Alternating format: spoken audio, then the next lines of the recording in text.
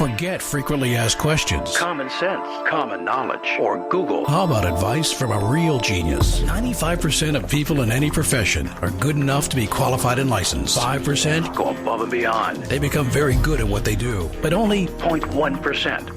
are real geniuses. Richard Jacobs has made it his life's mission to find them for you. He hunts down and interviews geniuses in every field: sleep science, cancer, stem cells, ketogenic diets, and more. Here come the geniuses. This is the Finding Genius Podcast With Richard Jacobs. Hello, this is Richard Jacobs with the Finding Genius Podcast. I have the very patient Veronica Parks. Patient because I was a bit late for this call, but she stayed. She's a wellness coach, and we're going to talk about the European diet, or the Eastern European diet, versus the U.S. diet, which I personally experienced. I'm sure a lot of people have, going over to Europe, being in America, you eat the foods there, and they don't seem to affect you nearly as much as here. So hopefully she can unravel some of those mysteries. So Veronica, thanks for coming. Absolutely. It's quite a pleasure, and it's my honor. It's interesting that you said Romania and here, because I've been in the US for 14 years. And when I first came to America, the hardest thing for me was to adapt to was the food.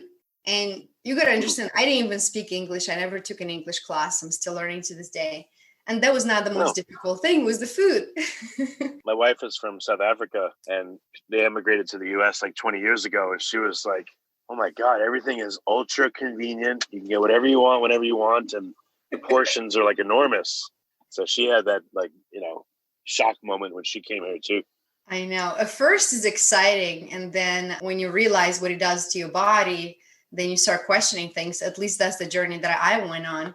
Because growing up, I grew up in a small little village. So I grew up on a farm, which means everything that went into my body was homegrown. Starting from vegetables, fruit, we grew our chickens, our pig, everything. Everything was homemade. And every meal I ate was made from scratch by my mom. Now, I didn't realize, I didn't realize how lucky I was until I came to America. Because as a kid, I would always look at this food items from the store that were packaged, like sweets and so forth. And I would beg my mom to buy them for me. And she's like, I don't know what's in it. I'm not buying it. And as a kid, I couldn't understand that. I was resenting my mom for it. Because I'm like, well, how come all the kids can have all the candy and all the desserts from the store and you're not buying it for me? Like, you probably just don't want to spend money. Well, years later, I got to thank her for it because she had a point.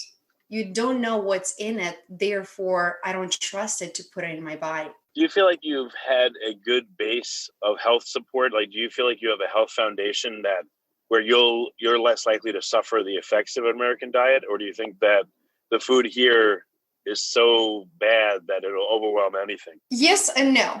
Having a great foundation, being able to cook my own meals since I was 10, knowing what the true taste of vegetables is, and having access to all that homegrown food, I had a certain knowledge about food, meaning every plate, 80% of it was vegetables. Even though we ate meat, which I don't these days, but we used to eat meat, it was a small portion, maybe 10% of your plate was meat. Everything else was vegetables. So I had that imprinted in my DNA versus, and I'm very lucky for that, because most kids growing up in America, being exposed to Western diet, if they're exposed to that processed foods, especially stuff that you see in schools right now, like, having chicken nuggets and pizza, that is not even real food. I call it UFOs. So growing up and having access to all that processed foods, now every time there is a hit from the life, there's that emotional charge, you want something that reminds you of your childhood, that makes you feel like home. So for me, what makes me feel like home, it's a healthy meal. For somebody else that was exposed to all the processed foods, it's probably pizza or something like some sort of fast food. So in that area, I was very lucky. However, I still got hit by the American diet. I just want to pause you for a sec. That's really interesting what you said. That needs, a study.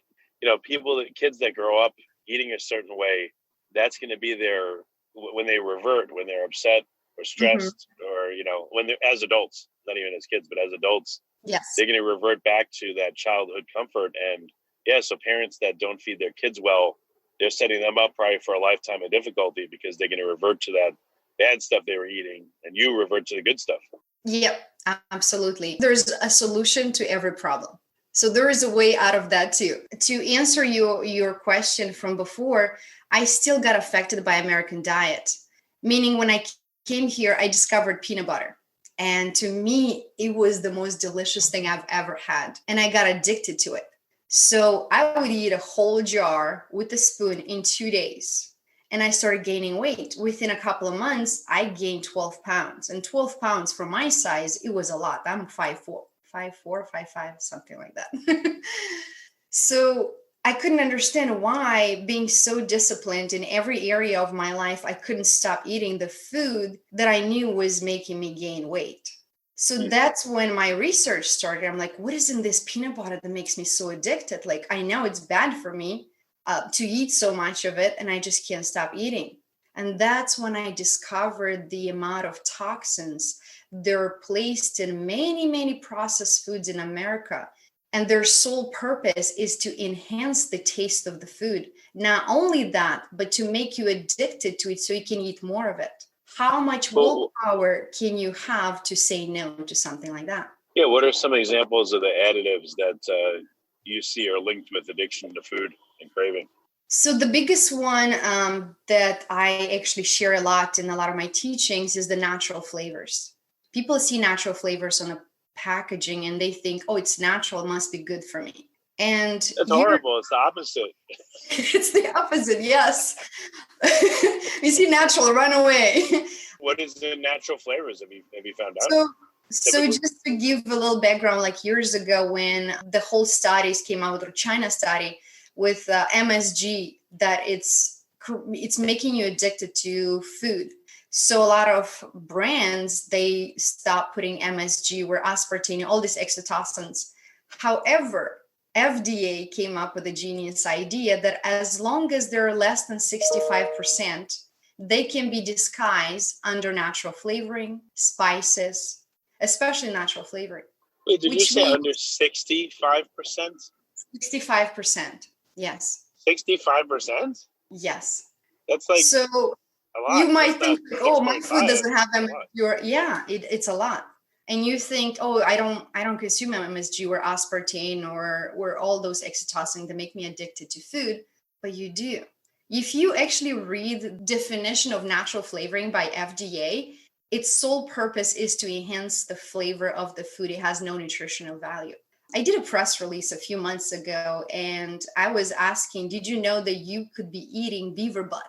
So every time you see natural flavoring, like vanilla natural flavor, strawberry natural flavor, it's natural, but it comes from the anal glands of beaver butt. Maybe, I guess they're tasty. I don't know. They are tasty. I actually had a client who said, I don't like the real strawberries because they don't taste like strawberries. I'm like, what do you mean? He's like, well, I buy all these popsicles, like strawberry flavored popsicles, and they're amazing. But when I taste a real strawberry, it doesn't taste like strawberry. I'm like, it's the opposite. But, well, I remember a friend of mine lives in Seattle. And last year I visited him, and we were walking around, like in the fall, and there's blackberries that grow everywhere there. And I get them from the store a lot, like from Whole Foods. I get the organic ones, but these ones that were growing like just in the streets, we had them. They were like a lot smaller and, all different colors, but completely different taste, like really unusual and amazing flavors and everything. And then when I would go back to eating blackberries in the store, like it tastes like nothing. It's amazing, the difference. Yeah, that was the hardest thing for me to adapt. For the first 6 months, I couldn't taste the food. I would buy the products from the store, cook the same meal, and it was nothing like what I grew up with. And eventually I got adjusted to it. And going into like supplements and all those subjects, oftentimes people, they take a lot of supplements or powders and so forth. Their argument is like, wait, we don't get the same amount of nutrients from the soil these days that we used to get 10 years ago. And they're absolutely right. However, choosing to eat vegetables, fruit, leafy greens, nuts, it's still a better choice than eating products made by people in white coats. Well, even amongst produce, do you see a big difference in organic versus inorganic? And then, vegetables from like a farm stand versus a big chain grocery store? Yes, absolutely. And even organic, when you buy organic from the store, but they're brought from like, I don't know, very far away, you got to understand that the moment you take the fruit from its natural source, it starts losing nutrients.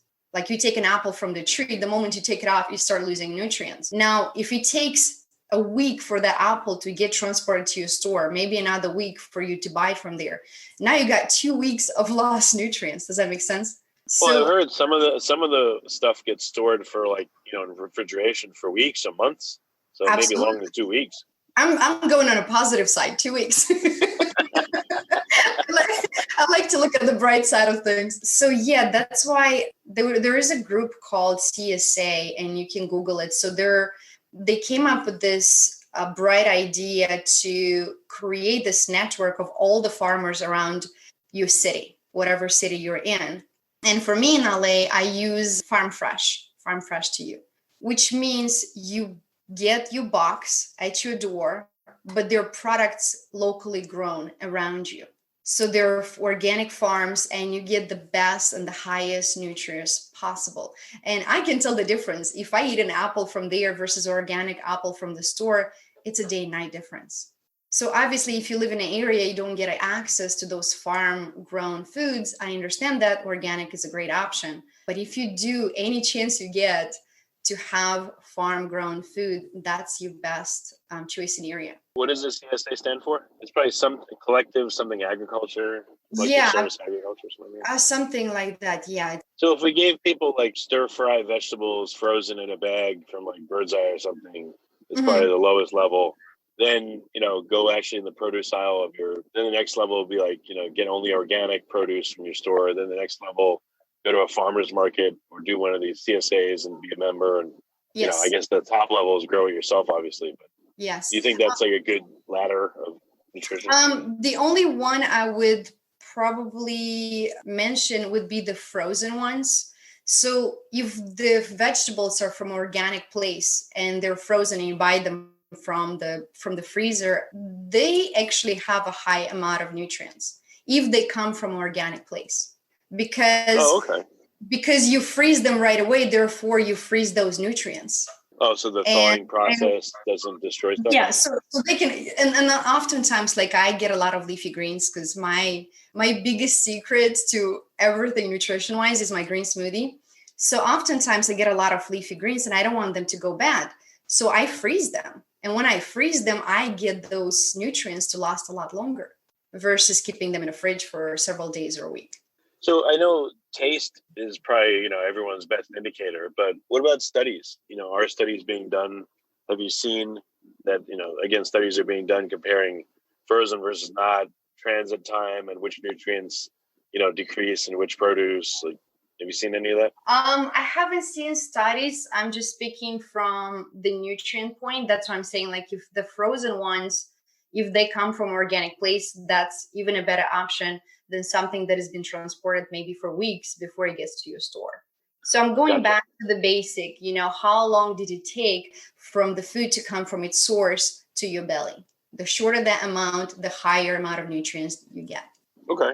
So when you're coaching, what does that look like? Like, where are people at typically when you start to work with them, and what do you tell them? I go deep. So nutrition ultimately is very easy. We made it a very, very complicated industry. And it's one industry that majority of people don't agree on because there are as many diets out there as many people exist. So what I focus on is by individuality. In my coaching, in my teaching, I help people find or listen to their own body and find what is great for them. Because what might be really good for me might be poison for another person. So learning to listen to your body, maybe finding out what nutrients are best for you. I don't eat meat and dairy. However, maybe your body needs some meat. So then you start taking, you do the process of elimination. So you start taking some stuff out and then you add them one by one to find exactly what makes your body operate at its fullest potential. So when people come to me, the reason I said that I go deeper is the first question I ask is how you got here and what makes you eat the way you eat. If you like this podcast, please click the link in the description to subscribe and review us on iTunes. because the information is out there. How to eat healthy, it's everywhere. You just do a Google search, you find all your answers. Normally, you need a coach to get to the root of that problem. And majority of times, the root of that problem relies somewhere in a childhood. It's usually some sort of emotional trauma. Because when you feel bad, when something in your life triggers you, you need something that makes you feel pleasure. And what do you go to? It's usually alcohol or food. And you're not going to be like, oh my God, I feel so bad, I just want a pound of broccoli. You're going to go to that comfort food. You're laughing, right? I wish we lived in that world. Like, I just want a bag of spinach. I feel so bad. It's going to make me feel good. But you normally rely to that food that it's probably the last thing that you should put in your body in that moment. So I go deep and I try to find the root cause of that problem, because once we release that, then the nutrition becomes extremely easy. Then we find exactly what works for you and what doesn't. Without naming names, like what are some examples of clients you worked with where they just, I don't know, their circumstance like really taught you or stuck out to you? Nutrition wise? Yeah, like, the overall experience of coaching this person, you realize something and that story sticks with you. So the reason I'm talking about the emotional stuff, and they came to me years into the nutrition. So I had this client, she reached out to me because she had back surgery years ago. She went through traumatic moments in her teenage years, and she did everything the doctors told her, took the right medications, did the right stuff, and her body was giving up. It came to a point, she was 37 years old. She could now walk 2 blocks to walk her dogs. She's like, I went for a walk and I couldn't even make it back. And I need an alternative. I've done everything the doctors told me. So when we started working, I introduced her to the 8-week course. It's a complete transformation program where it talks about, first eliminating certain toxins that are really bad for you. Then you go to hydration. Then you go to finding what's the right thing. So I took her through this entire program. And nutrition-wise, she was doing good. But she was so excited of like changing absolutely everything.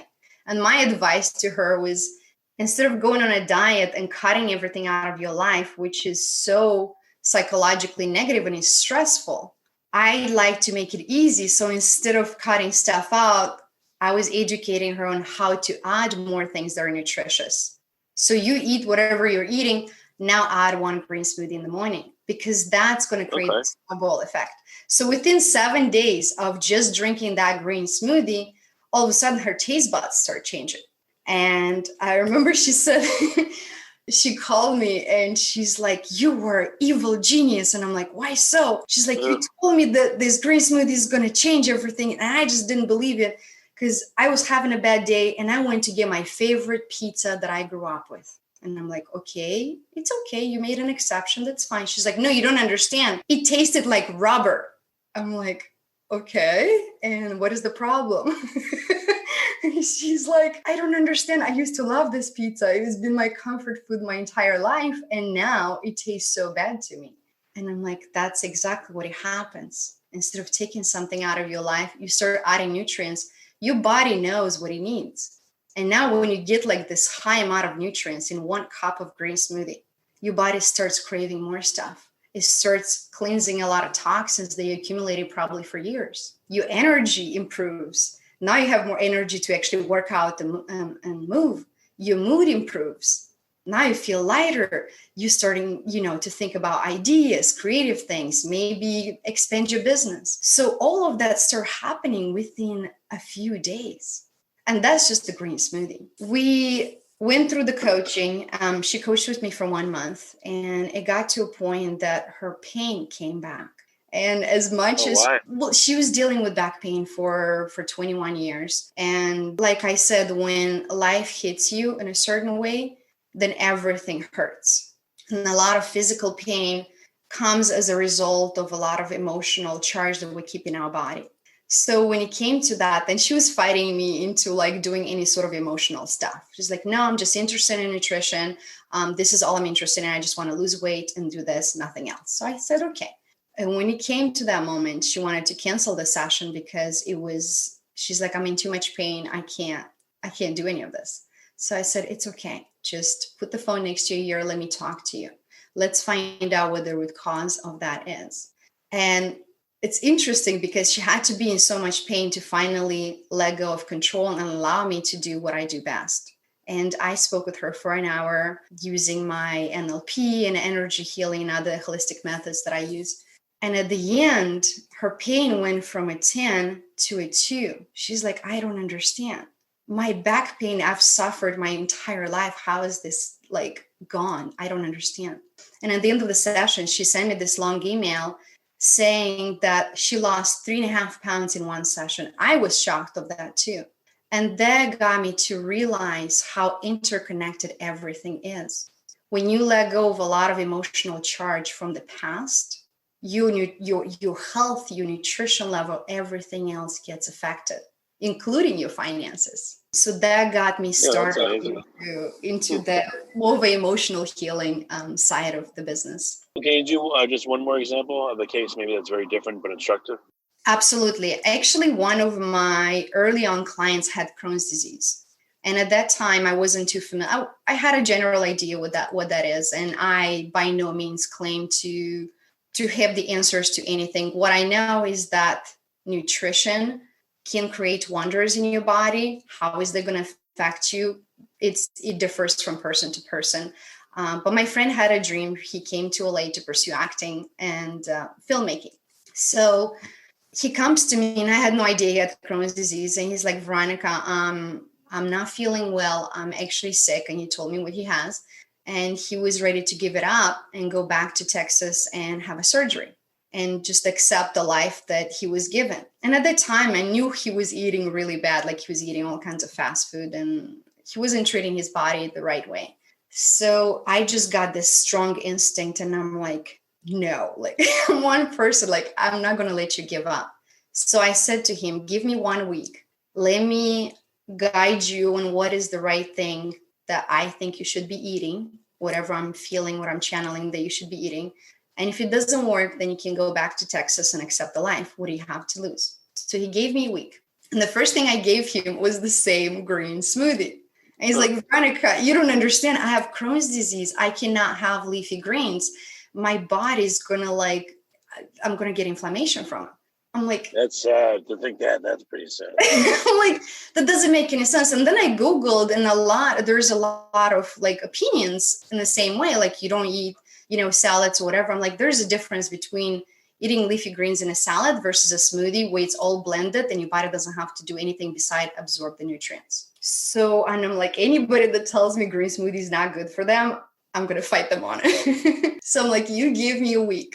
And he's like, okay. So he complained a lot. He had that green smoothie. After 3 days, he came to me. He's like, Veronica, you saved my life. And I'm like, what are you talking about? He's like, I had a wound in my leg because my body was flaring up and it closed. He's like, I don't understand how some colorful vegetables could make a difference in my body. It just doesn't make any sense. And that's when I knew I was onto something. In the world of green smoothies, do you have like particular formulas and things to avoid or to put in them? Like any advice there? Absolutely. So everything that I use in my green smoothies are holistic stuff. I don't use any powders, any add-ons, any protein. It's all holistic stuff. So the way I make it, about 60 to 70% is leafy greens. And I use 2 types. Now, when I say leafy greens, majority of people think spinach and kale. There's a huge wide variety of leafy greens, and you want to make sure you use different types every other day because every leafy green has alkaloids.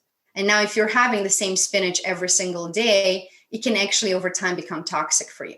So it's very important to diversify the type of leafy greens that you have. So I'll have the leafy greens as the base. I'll have 1 or 2 pieces of fruit. As a base, I'll use the water, maybe a little juice, but mostly just water. And you want some sort of fat. So I'll use a teaspoon of fat. Now, I prefer chia seeds because they're omega-3 fatty acids, so it cancels a lot of other acidic foods that we eat throughout the day. Flax seeds, coconut oil, you have brain octane oil. So there are a lot of great, healthy fats. They're optional out there. The reason you want some fat is because you need the fat for your body to absorb the leafy greens. Otherwise, it's just going to flash out. And then if I want to go to the next level, I can add some mushroom powders. And when I say powders, there's just one ingredient. It would be like reishi mushrooms or chaga, or I'll add ashwagandha or gotu kola. I have a lot of different herbs. They're absolutely amazing for your body. So when I make that green smoothie, you can drink the whole thing at once. I usually separate throughout the day. I'll drink some in the morning, maybe some in the afternoon when I need some energy. But the beauty of it, it helps you clean your colon. So the main difference that my clients notice right away is that they start going to the bathroom more. Normally it should be one meal in, one meal out. And if you're not experiencing that, then there is you having problems with digestion. I think one of the biggest problems actually in America is constipation. So leafy greens, having that extra fiber, helps you release a lot of that stuff from your body that you don't have to keep it around. And I'll be more than happy to share the complimentary recipes with you, and you can share the link with your audience as well. That's cool. Well, also too, you wouldn't be like, oh man, this thing tastes the same every day. So by changing the ingredients, all the reasons you gave make sense, and it's better. And then also there's price and taste variation too. Like you may like more beets one day, or I don't know, more kale another day, more celery. So you can really like customize it around how you feel probably too. Absolutely. One thing that remains always the same is one spoon of fat. And then I add half a lemon with the peel. Lemon being one of the most alkaline foods out there, and the peel, actually, it's a really, really amazing source of fiber. So Did you say alkaline or acidic? Yes. No, alkaline. I know. It tastes sour, so you think it's acidic. It's actually alkaline. I squeeze lemon on everything. Really? Yeah. It's interesting because growing up, my dad used to eat the lemon like an apple, and I couldn't understand until I realized what it was. Well, I know stuff that's too alkaline can burn you, just like, something that's too acidic can burn you, just in a different way. Like lye, but yeah, that's interesting. Huh. Well, that's why you don't eat it like my dad, but you put it in a smoothie. It actually helps out because a lot of leafy greens have that bitter taste. So when you add lemon, it cancels out that taste too. So it makes it actually easier to drink. Oh, okay. Interesting. Very, very interesting. That's one of my secrets when I go out and I eat at restaurants, because when I eat home, I know what's in my food. When I go to the restaurants, obviously I'm not in control of that, but as long as I squish some lemon on it, I know I canceled some of the acidity out. So it's one of my... So you go around with like lemons in a purse or something? Like if I have celery, if somebody stole your purse, would they find lemons in it? No, I just ask the waiter for it. I always ask for extra lemon on the side, no matter what I have. Oh, that's cool. That's cool. No, I don't have lemons in my purse. Maybe in the future. Oh yeah, you never know. That's a good idea. Yeah, like in a little baggie or something like that. Just to be safe. A lemon and an avocado, I'll be good. I can survive anywhere. Yeah, so if someone steals your purse, they'll be like, what the hell? I was expecting like $100 bills, and all I got is lemon and avocado. That's funny. Oh, that would be good. So are there any clients that you just, they did do everything you said, but for some reason they just couldn't be helped? Or was it the case that the only people you can't help are the people that are not willing to like try things? The latter, yes. You can never help somebody that is not ready to be helped. No, every client has had major transformation in a very, very short amount of time. Usually I give people 30 days, 1 month. Give me 1 month and I'll change your life. Any differences between men and women or their starting point? Certain conditions are much harder to manage. Like, what's been your observation? The only difference is your willingness to change. Because if you're fighting and you're finding excuses for everything in your life, then you're not ready to change. It goes back to the same mindset. Are you the cause or the effect? Are you in victim mode or you take responsibility? The moment you step into responsibility, the more you say, you know what, I was who I was before. I had a certain life before. I'm ready to change. I'm ready to make something, a different shift. When you step into that world of responsibility, of taking charge of your life, of driving your own bus, success is the only way. So in addition to the green smoothie, what are some of the other big tools that you use to help people? I teach them on how to listen to their body. because your body always communicates with you. So let's say you have a headache. The first thing most people do is take an aspirin or an Advil, but your body still, you got to be thankful when you have body aches, because your body is telling you, hey, I need something. So maybe instead of popping that Advil, maybe you can start drinking some water. Majority of people, 99% of the time, are dehydrated. And hydration is a huge thing, and the quality of the water that you're drinking, it makes a huge difference. The best healing tools in the world are free. Well, no, water, I guess they charge for water, but you can install your own like filter home. Yes. Yeah, what do you mean? What's a good source of water versus a bad source? Anytime, I stay away from plastic bottles, because the moment, you don't know how they got transported to that store. The moment that plastic bottle got exposed to the sun, now it could become carcinogenic. So I avoid drinking from plastic bottles. I personally have installed a reverse osmosis at my place, and I use that water. And if I want to make it alkaline, I just add a slice of lemon or some celery. And there you go. I have my own alkaline water, and it's very cost efficient. Do not drink tap water, because now you have the bromide and the chlorine, the fluoride, all those chemicals. You do not want them in your body. And what is it? 74% of your body is water. So water is probably the most important tool when it comes to your health. But oftentimes you go to a restaurant, they're like, oh, do you want some water? And they just bring you tap water and you're drinking that. Water is more important than the food that you're eating. So my reverse osmosis, it probably cost me like less than $500 with the actual product and installation. And now I have water for forever. I just have to change the filter every 2 years. So there is a cost efficient way of staying healthy. The next one, it's like what type of food you're craving. When there's no emotional charge, when there's none of that stuff, but you're just craving certain foods. Let's say you're craving salty foods all the time. You want the bag of chips, you want this stuff. That means your body's telling you, hey, I'm low on minerals. So maybe go get some seaweed, some sort of like, you get the stuff from the ocean. They're the highest in minerals, some kelp, some dulce. So your body's always communicating with you. And that's part of my teaching, is how to learn to biohack your body, the tools that you can use for the rest of your life, not a diet that you do for 30 days and then you go back to square one. So there's a lot of mindset in what I'm teaching. How can you heal your body the natural way? How can you do the right thing so you can prevent ever getting to the hospital? How can you be proactive versus reactive?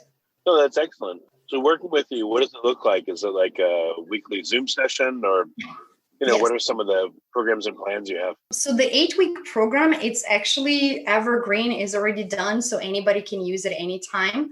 Private coaching, I do Zoom sessions. I also do group coaching. I work with businesses. So it just depends. There is an umbrella that covers that there's customized for every person. But I have an 8-week healthy hacks course that takes you through the whole mindset on how to eliminate toxins, how to feed your body the right way, how to treat yourself with natural remedies from, let's say cold symptoms, or anything that feels bad in your body in the moment, instead of popping a pill and being affected of those side effects. Now you can use natural remedies. And those are a lot of things that I grew up with learning from my mom. She had a potion for everything. Like, oh, my stomach a little hurts. Like the food doesn't settle right with me. She's like, okay, here's a teaspoon of baking soda with a cup of water. Just drink that in a few minutes. I'm fine. That's cool. Yeah. What advice do you have for people during this, our dear leaders are telling us all these things that in my mind seem to be very unhealthy, during this pandemic, what you want to call it. What I'm sure you're being asked, what kind of advice can you give now where people are like stressed out and they're being told to not go out and do all these things that are against health, in my opinion? What do you think?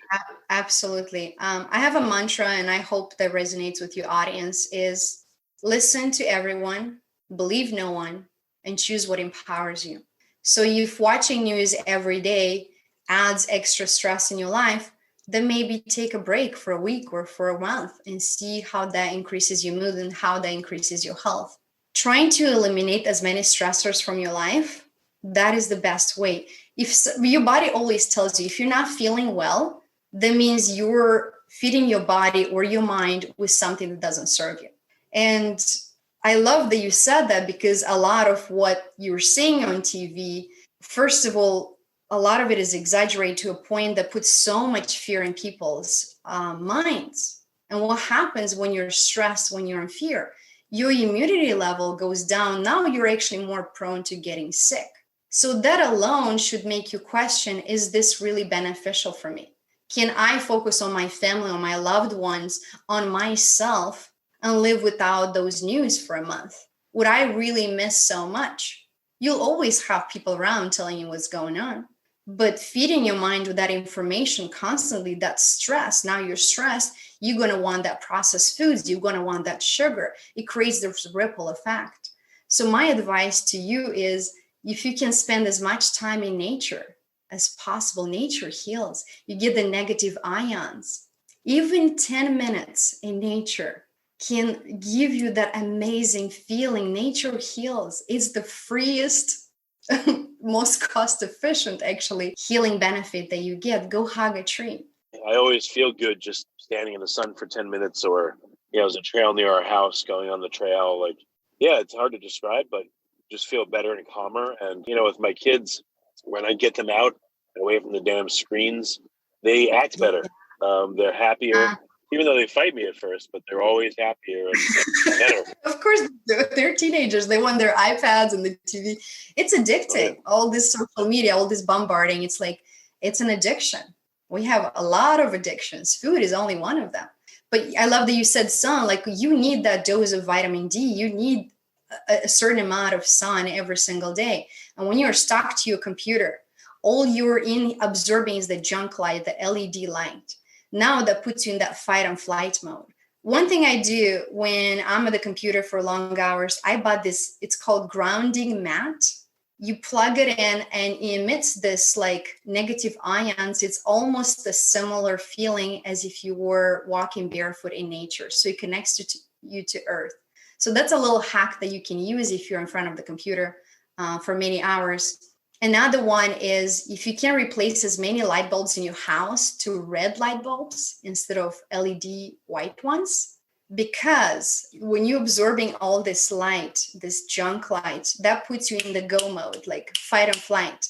When there is a red light bulb, your mind thinks it's nighttime, relaxation, peace, tranquility, especially in your bedroom. So oftentimes people are on their computer, on their phones, all this junk light, and they expect to hit the pillow and fall asleep right away. And it doesn't happen because your brain has been going 100 speed. Now you're expecting it to go to a 0 in a few minutes. No, it's probably going to need an hour or so. So if you can replace a lot of your light bulbs to red light bulbs, or even purchase a pair of glasses that has red lenses or yellow lenses, so you can protect yourself from the junk light. Even on my computer, I'm not wearing it right now, but I have glasses that have yellow lens that block that blue airy light. Yeah, there's a program called f.lux I've used on, on phones. They have comfort mode or night mode, and on laptops they have f.lux. There's ways to at least, fix some of your screens so they're not shining blue light on you. Of course. And any chance you get to go outside, don't underestimate the power of nature. If you can walk barefoot, if you're somewhere where it's cold, I'm blessed being in California. It's always nice and warm. So for 10 minutes, I take my shoes off and I just walk on the grass. It's so soothing. It doesn't matter what projects I have going on, with stress mode I'm in. 10 minutes, that's all it takes. I come out and I know exactly what to do. I am beyond balanced and ready to take on the next project. 10 minutes, you deserve that. Yeah. Well, very good. Veronica, I guess we're at the end of our time. What's the best way for people to get in contact with you? They're hearing your advice on the call, but if they want to do coaching with you, how do they find you? You can go to my website, which is vpexclusive.com, or just find me on any social media. It's all Parks Veronica, Parks Veronica, on all the social media. Just DM me and we'll go from there. If your middle name began with an I, you'd be a VIP. I know, I should put intelligent or inspiring. There you go. I don't have a middle name. Yeah, there you go. If I inspired you today, then it's VIP. How about that? Excellent. Hey, Veronica, thanks for coming. It's been a great call. I appreciate it. Thank you. It's been my pleasure. If you like this podcast, please click the link in the description to subscribe and review us on iTunes.